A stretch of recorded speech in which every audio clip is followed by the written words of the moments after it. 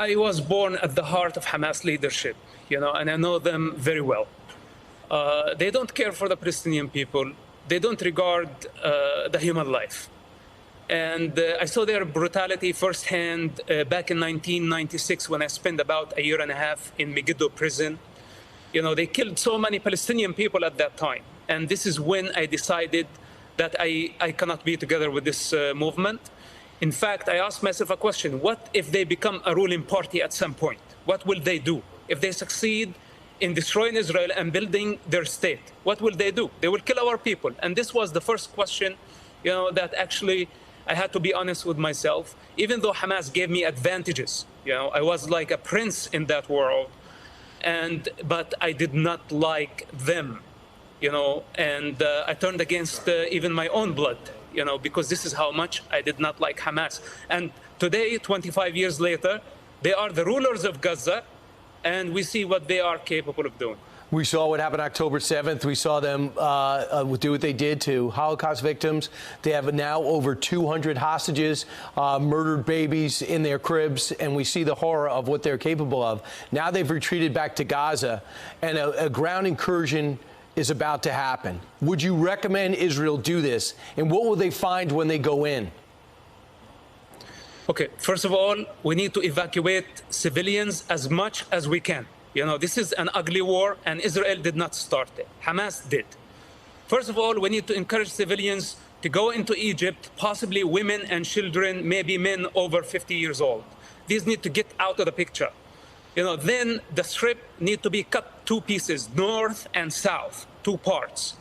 The northern part, this is where most of the tunnels are. We need to have a solid siege, okay, for long enough to deplete the enemy and to starve them. After that, we may need to explore using gas. This is sounds horrible, but I don't see any other option. The tunnels are interconnected, and gas could be one of the solutions, but this has to be in the right time. We cannot just rush into Gaza. There is no modern army that is prepared for this type of war. And most importantly, we need to get the civilians out of the picture. As long as there are civilians there, right, then the operation might be incomplete. But Mossab, you also say it's almost impossible for us to give aid to the Gaza Strip. $100 million we're about to give them and keep it away from Hamas. Don't you agree that that can't work?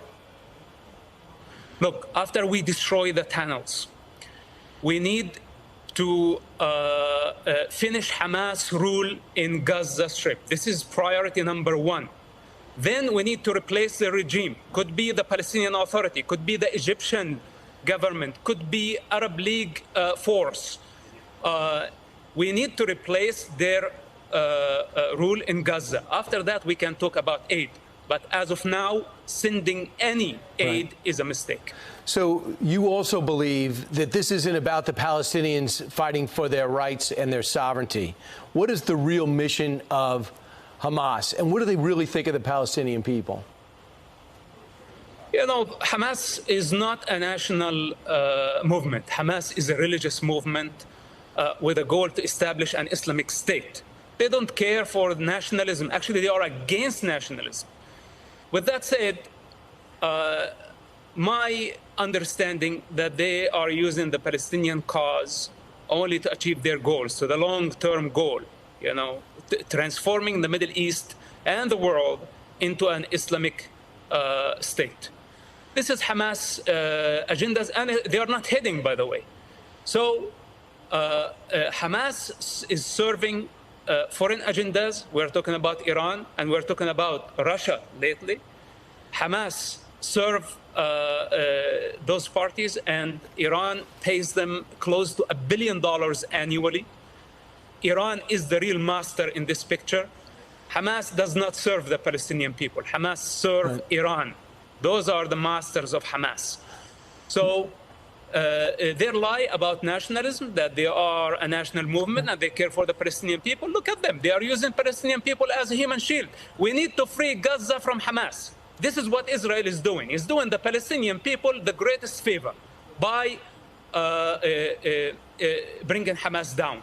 then the Palestinian people, they just want to live a normal life. They don't want missiles in the most populated area on earth to be launched from under hospitals, from crowded areas, and going suicidal and endangering the life of the entire population of Gaza. Who does that? You gotta be insane to do such an operation. Right. And you're talking about your family that used to your family used to believe that, and you used to believe that that was okay, but you don't. Musab, now, quick exit question. Around the globe, and even in our capital, people are protesting for Hamas. They're saying for the Israel to back off and stop with the airstrikes. Well, what do you say to those protesters? What is about their mindset? Okay, listen, I cannot convince the entire world of truth. Right now, people are emotional. They hate to see children dying. Even though, Hamas is killing the people at the hospital, and we have evidence of that, but they still blame Israel. People can blame whoever they want. But now we have to concentrate. We have to focus. Public opinion is very important, but unfortunately, it's not the time to win the public opinion. It's the time to win the war against the most brutal terrorist organization living today. And later on, when people look back at the situation, they will understand what we were doing. We should not be afraid of the public opinion. We have to explain as much as we can. And you're doing that. But now we have to concentrate on our goals. And Musab, that's why your perspective is so vital and you're unique. You grew up in the Hamas family, you broke from it, and now you're speaking to stop it. Musab Hassan Youssef, thanks so much for what you're doing. Appreciate it.